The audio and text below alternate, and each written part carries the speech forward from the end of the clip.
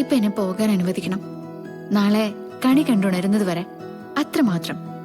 Okay, ഇനി വ്രതഭംഗം വരുന്ന കാര്യം പറഞ്ഞ് താൻ ടെൻഷനാവണ്ട. ഇത്രയും കാലം ക്ഷമിച്ചതല്ലേ, ഈ ഒരു ദിവസം കൂടി നമ്മുടെ ജീവിതത്തിന് വേണ്ടിയിട്ട് നമുക്ക് മാറ്റിവെക്കാം, അല്ലേ? അതെ നവീൻ, വ്രതത്തിന് എന്തെങ്കിലും ഭംഗം സംഭവിച്ചു പോയാ അത് നവീനെയാണ് ബാധിക്കുക. അതെനിക്ക് താങ്ങാനാവില്ല. അത്രയ്ക്ക് സ്നേഹിക്കുന്നുണ്ട് ഞാൻ നവീനെ.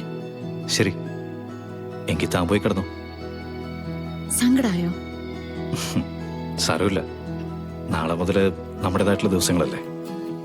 പിന്നെ തൻ്റെ ദൈവത്തിനോട് ഒരു കാര്യത്തിനൊന്ന് ക്ഷമിക്കാൻ പറയണം. എന്താ? ഒന്നുമില്ല, ഇതിന്.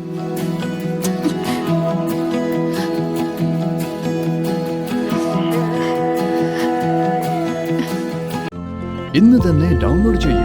കാണൂ നിങ്ങളുടെ ഫേവറേറ്റ് ഷോസ്.